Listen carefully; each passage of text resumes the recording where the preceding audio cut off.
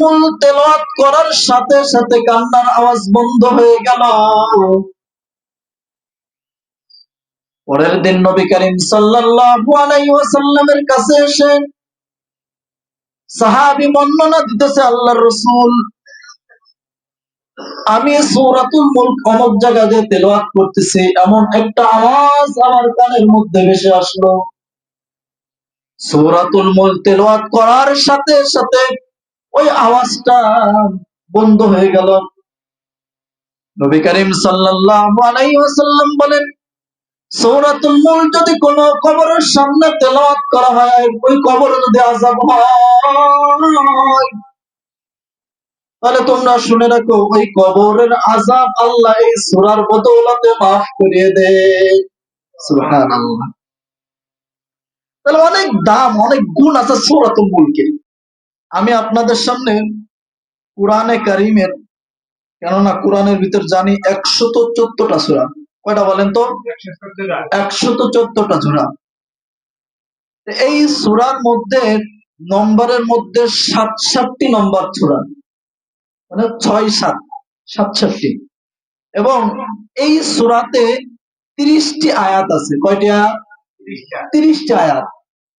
এটা বলার একটা কারণ আছে, এটা বলি তারপরে বলতেছি। এবং রুকু 2টা। এই সূরার নাম সূরাতুল মুলক। আপনারা চেনেন, শুনছেন না?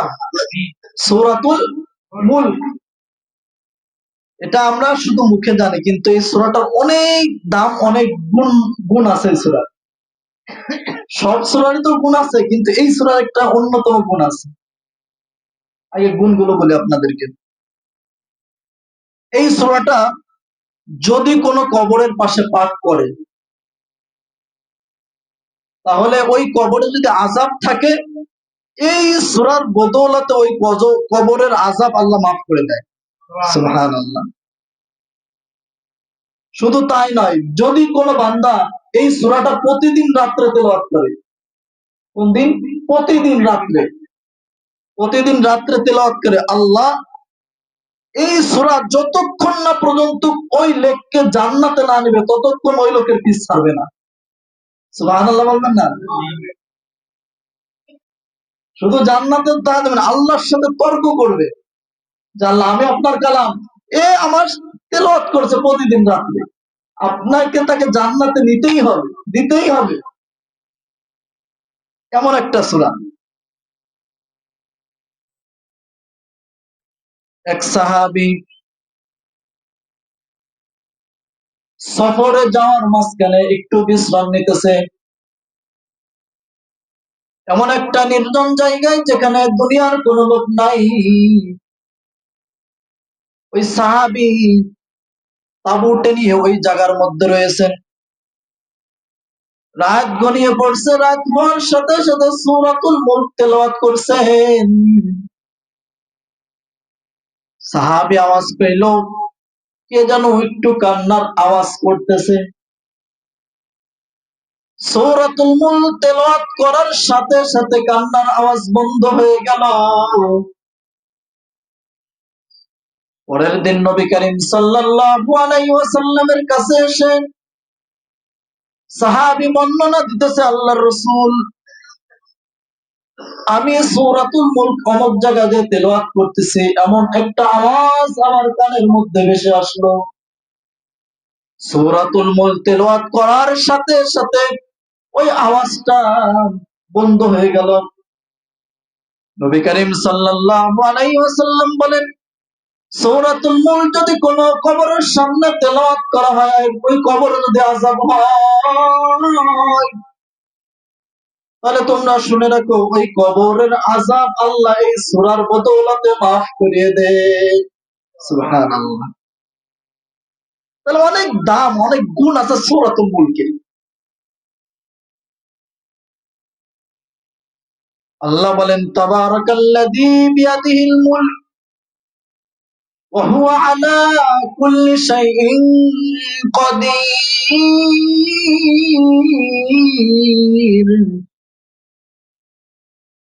তাবারাকাল্লাযী বিয়াদিহিল মুলক, মহামহিত মালিক, যিনি সব কিছুর মালিক। এই দুনিয়া যা আছে সবকিছুর মালিক কে বলেন তো? আল্লাহ। যা আছে সব কিছুর মালিক একমাত্র আল্লাহ। এই বিশ্বাস আছে তো? কি বলেন? আছে। তাহলে এই দুনিয়ার যা আছে সব কিছুর মালিক একমাত্র আল্লাহ। এটা আমাদের ইয়াকিন এবং বিশ্বাস রাখতে হবে। الذي خلق الموت والحياة ليبلوكم أيكم أحسن عملا وهو العزيز الغفور الذي خلق الموت والحياة আল্লাহ সৃষ্টি করেছেন মউত এবং হায়াত। এই মউত এবং হায়াত একমাত্র সৃষ্টিকর্তা তিনি কে? আল্লাহ। এই যে আল্লাহ আমাকে হায়াত দিয়েছেন এটার সৃষ্টিকর্তা আল্লাহ। আল্লাহ যে মৃত্যু দেন এটাও আল্লাহর হুকুমে হয়। আমার আর আপনার হায়াত কে দিয়েছেন? আল্লাহ দিয়েছেন। এই ইয়াকিন আর বিশ্বাস আমাদের মধ্যে থাকতে হবে, কেননা একমাত্র হায়াতের মালিক আল্লাহ। আমি যদি দুনিয়ার সমস্ত চেষ্টা করি কিন্তু আমি বিন্দু পরিমাণ হায়াত আমি বাড়াইতে পারবো না। আমি যদি আবার মৃত্যুর চেষ্টাও করি, আমার মৃত্যু যদি লেখা না থাকে তাহলে আমার মৃত্যু হবে না।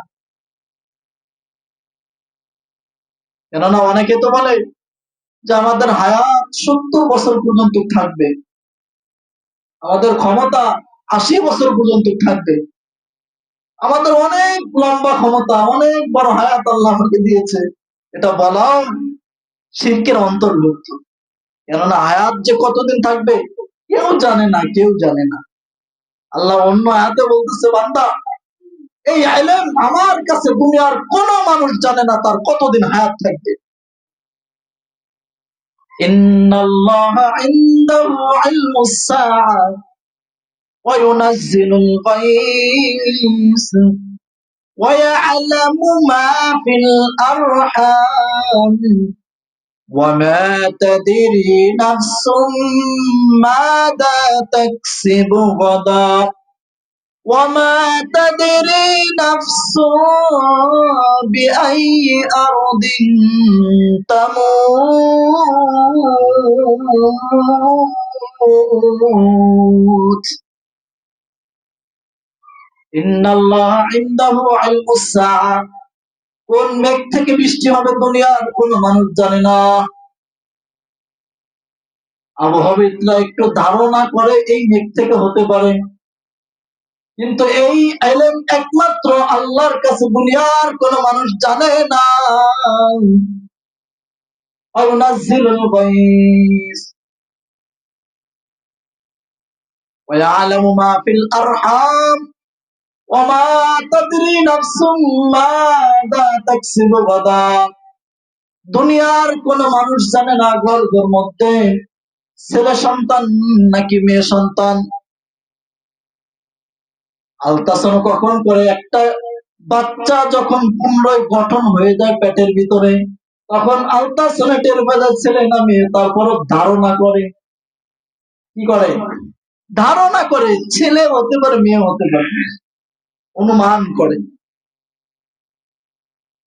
ওয়ালামু মা ফিল আরহাম ওয়া মা তাদরি নাফসুম মাযা তাকসিবু গাদা। বান্দা আগামীকাল কি করবে সে জানে না, এই একমাত্র জানেন তিনি হলো কে? আল্লাহ। ওমা তাদরি নাফসুম বিআইয়ি আরদিন তামুত। দুনিয়ার কোন মানুষ জানে না সে কোথায় মৃত্যুবরণ করবে। দুনিয়ার কোন মানুষ জানে না তার মৃত্যু কোন টাইমে, কোন সময়, কোন জায়গায় হবে। এই একমাত্র যিনি জানেন তিনি হলো কে? বিশ্বাস আছে তো? কি বলেন? যে মৃত্যু দেন যিনি, হায়াত দেন তিনি, তিনি একমাত্র আমাদের মালিক আল্লাহ। তাহলে আল্লাহ বলতেছেন আল্লাযী খালাকাল মাউতা ওয়াল হায়াত লিয়াবলুয়াকুম আইয়ুকুম আহসানু আমালা। আমি আল্লাহ হায়াত এবং মউত তোমাদেরকে দিয়েছি কি কারণে? যেন তোমরা আমল করতে পারো, আমি আল্লাহর কাছে আমল করে আসতে পারো। আমি দেখতে চাই, পরীক্ষা করতে চাই, কি আমল করে আমার কাছে আসছে, এই আমলটা যে নিয়ে আসবা। কেননা আল্লাহর সামনে সকলেরই দাঁড়াইতে হবে। আপনি যত বড়ই নিয়ে আমি হন কেন, হন না কেন, সবাইকে আল্লাহর সামনে দাঁড়াইতে হবে। শুধু উম্মত দাঁড়াবে তা নয়। আল্লাহ বলেন ইয়াউমা ইয়াজমাউর রাসূল, কোন রাসূল হিসাব না দিয়ে চুল পরিমাণও সরতে পারবে না। কোন পয়গম্বর হিসাব না দিয়ে চুল পরিমাণ তার পাশ হইতে পারবে না। সমস্ত পয়গম্বর তার উম্মতের হিসাব দিয়ে পার পাইতে হবে, সমস্ত পয়গম্বর। এই কারণে ওই জগতের হিসাবটা অনেক কঠিন, অনেক কঠিন, অনেক কঠিন। কেননা আজকে তো আমাদের সুরক্ষতা নাই, আমরা সেফটিতে থাকতে পারি না, আমাদের সেফটির অনেক অভাব, অনেক অভাব। রাস্তাঘাটে স্বাধীনতা ভাবে চলতে পারি না, না জানি কখন ছিনতাই করে ধরে নিয়ে যায়, না জানি কখন গুম হয়ে যায়। এরকম হয় কিনা? গ্রামে একটু কম হয়, ঢাকা শহর তো অহরহ হইতেছে। এই একজন শিল্পপতি সে যে রাস্তাতে হাঁটবে, এই সুরক্ষতা নাই আমাদের ভিতরে। একটাই কারণ, আমাদের মধ্যে দিনই শিক্ষা, এই কোরআনকে যত দূরে ফেলাইতে দিতেছি তত আমাদের সেফটি কমে যাইতেছে, সেফটি কমে যাইতেছে। দেখবেন আপনি কিছু টাকা নিয়ে রাস্তাতে হাঁটতেছেন কিন্তু আপনার সেফটি নাই। যখন তখন যা কিছু হয়ে যেতে পারে, যখন তখন। দুনিয়ার সামান্য দুনিয়ায় সেফটি নাই, কেননা আখেরাতে তো আরো বেশি সেফটি থাকা দরকার। আল্লাহ যখন আমল চাইবে, বান্দা হিসাব দাও, আমাকে হিসাব দাও, এই যখন হিসাব চাইবে তখন তো কোন সেফটি আপনাকে এই হিসাব থেকে পার পাবে আমার তো জানা নাই। কেননা চোখটা বন্ধ করেন, বন্ধ করেন, দেখেন জগৎটা কোথায় চলে যায়, এই দুনিয়াটা কোথায় যায়, খেলা তামাশা হট্টগোল সব কোথায় চলে যায়, দেখেন কাজ কর্ম কোথায় চলে যায়। কে কার হিসাব রাখে, কে কার হিসাব রাখে?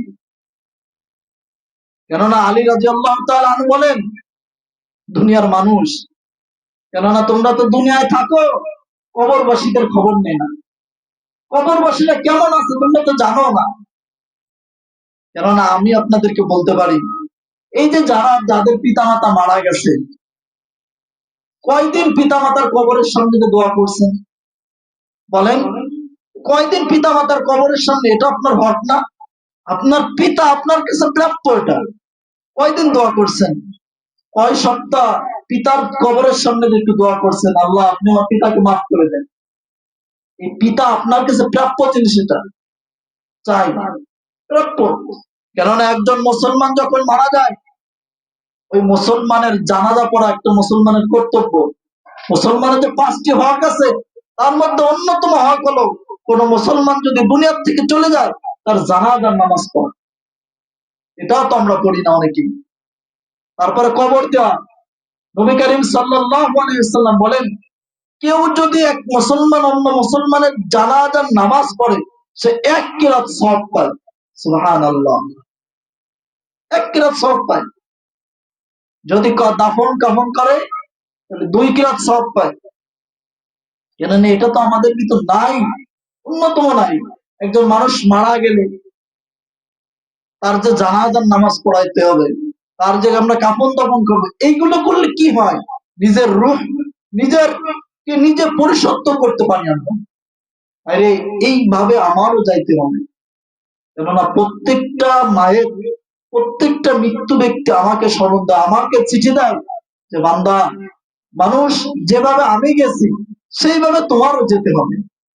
আমি যে পথে গেছি সেই পথের যাত্রী একদিন তোমারও হতে হবে। রে মৃত্যু এমন একটা জিনিস, এমন একটা জিনিস, দুনিয়ার মানুষ মনে করে যে মৃত্যু হইলে পার পেয়ে যাবে। যারা সুসাইড করে, আত্মহত্যা করে, তারা মনে করে যে দুনিয়া কত কষ্ট না, তাই রে যদি দুনিয়ার থেকে চলে যায় আমি পার পেয়ে যাব। আমার জিন্দগি মানে দুনিয়ায় কষ্ট, দুনিয়ার থেকে চলে গেলে আর কোনো কষ্ট হবে না। মনে হয় এমন তার মনোভাব যে মরার সাথে সাথে জান্নাত পেয়ে যাবে। মুহতারাম হাজিরিন, এই মৃত্যুর সম্মুখীন আমার আপনার দুনিয়ার যত যার ভিতরে প্রাণ আছে তারই এই আস্বাদন করতে হবে মৃত্যু। আপনি যেখানেই থাকেন, লন্ডনে থাকেন, বিদেশে থাকেন, যেখানেই থাকেন, সেইখানে আজরাইল যাইতে পারে। আজরাইলের যাওয়ার জন্য টিকিট লাগে না, আজরাইলে যাওয়ার জন্য প্লেন লাগে না, সেকেন্ডের ভিতর সেখানে যাইতে পারেন। সেকেন্ডের মধ্যে যাইতে পারেন। কেননা মৃত্যু যখনই চলে আসবে, 1 সেকেন্ড আগেও না, 1 সেকেন্ড পরও না। আর আজরাইলের সাথে আপনার সাক্ষাৎ করতেই হবে। আল্লাহ বলেন, কুল ইন্নাল মাউতাল্লাযী তাফিররুনা মিনহু ফাইন্নাহু মুলাকীকুম। মৃত্যুর যে ফেরেশতা, তার সাথে তোমাদের সাক্ষাৎ করতেই হবে, সাক্ষাৎ করাই লাগবে। সে আপনার সাথে সাক্ষাৎ করবেই, 1 সেকেন্ড আগেও না, 1 সেকেন্ড পরেও না। সেকেন্ড যে টাইমটা, ওই টাইমটা আপনার সামনে চলে আসবে। তখন সময় চাবেন, 1 সেকেন্ডও সময় দিবেন আপনাকে, সাথে সাথে সাথে সাথে। এই যে গত 3-4 দিন আগে এক বক্তা ওয়াজ করতেছে, ওদের মাঝখানে হঠাৎ করে কি হয়ে গেল, ঢুলে পড়ে গেল, সাথে সাথে দুনিয়ার থেকে চলে গেল। এই মৃত্যু, এই যে জীবন। সত্যি কথা বলছি, সেটাই জীবন। যখন তখন আল্লাহ আপনাকে ভোলা দিতে পারে, যখন তখন। টাইম নির্ধারণ করা আছে তো, টাইম তো আপনি জানেন না। যখন তখন হাঁটতেছেন, ধাপ করে পড়ে গেছেন, শেষ। ওই টাইমটা কারোর কাছে অনুমতি নেওয়ার সুযোগ দিবে না। সন্তান